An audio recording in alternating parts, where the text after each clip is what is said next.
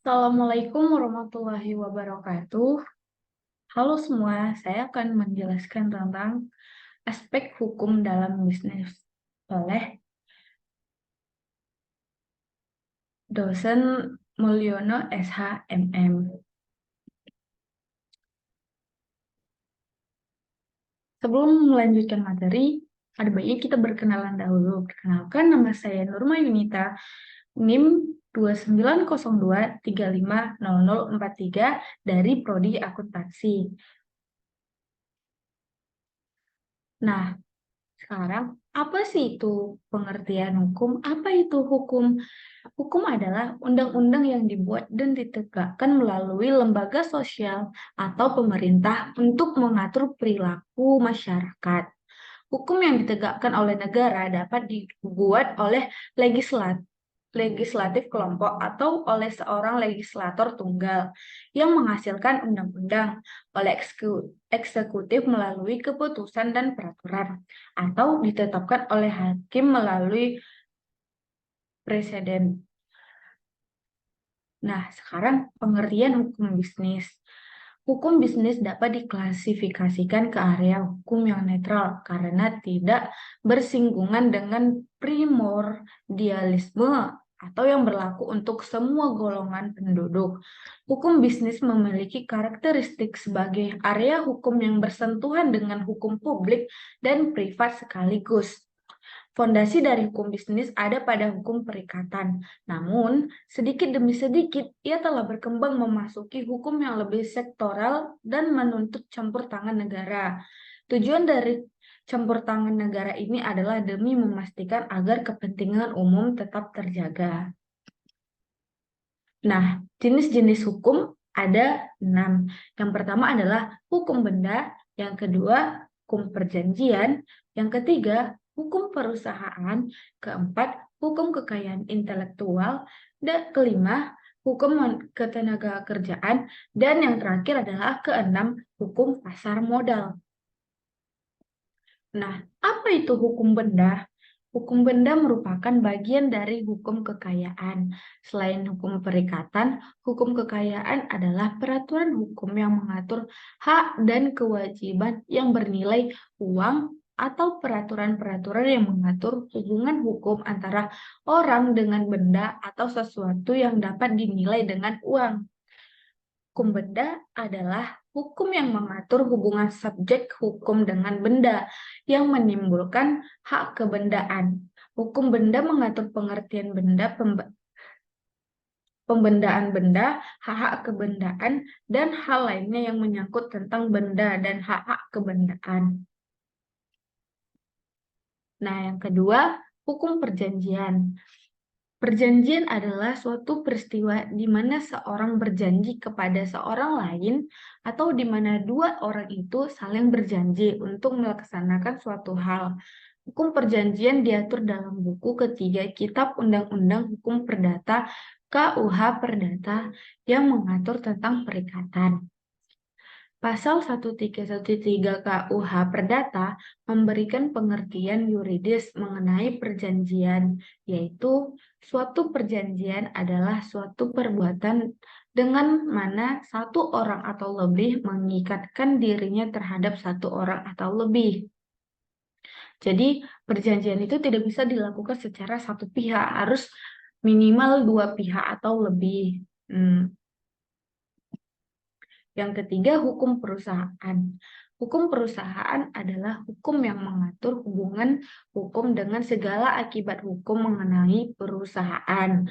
Purwosudjipto 1983 menyebutkan bahwa perusahaan adalah keseluruhan perbuatan yang dilakukan secara tidak terputus-putus dengan terang-terangan dalam kedudukan tertentu dan mencari laba bagi diri sendiri.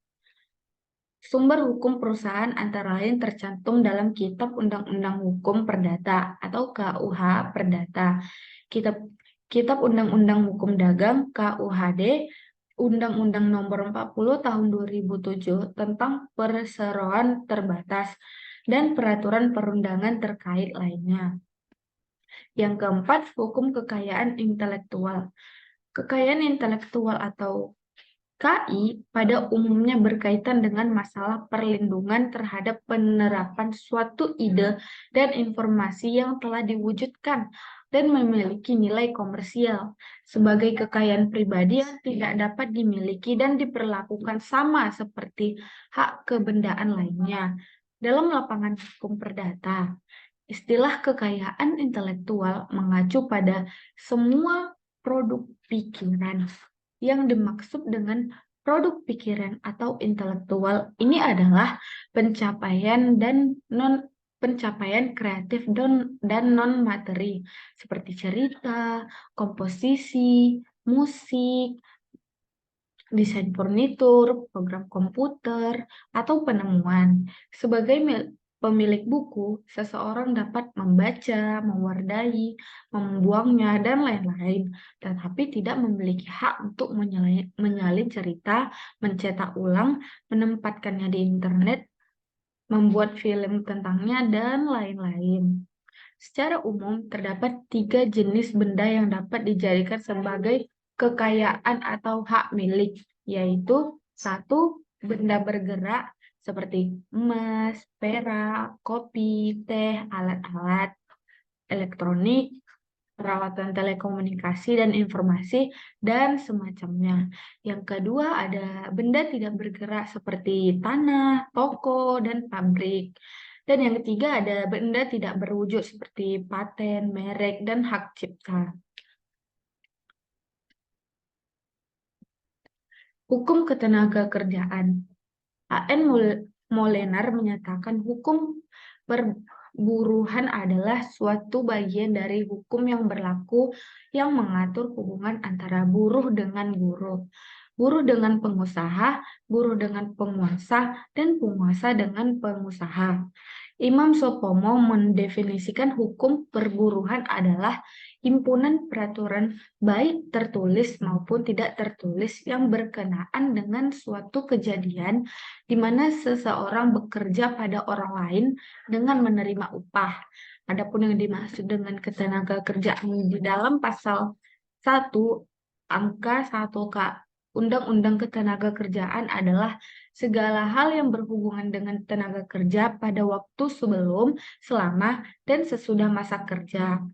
Hukum ketenagakerjaan adalah suatu sistem hukum yang tersusun dalam sekumpulan pasal-pasal dan ayat-ayat yang dibuat oleh pihak-pihak yang memiliki kompetensi dan kewenangan untuk mengatur dan menjadikan sistem ketenagakerjaan menjadi lebih dapat diterima oleh pihak-pihak yang terlibat dalam mekanisme hubungan industrial yang berwawasan keadilan, penuh tanggung jawab, dan bermartabat.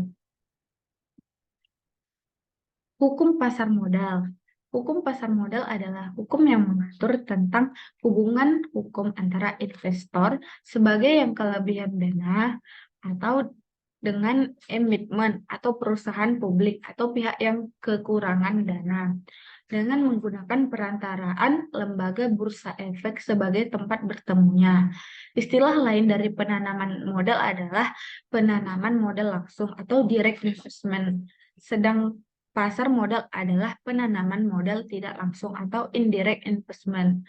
Pasar modal dapat menjadi medium atau pendemokrasian kepemilikan saham perusahaan melalui penjualan saham atau go public kepada masyarakat.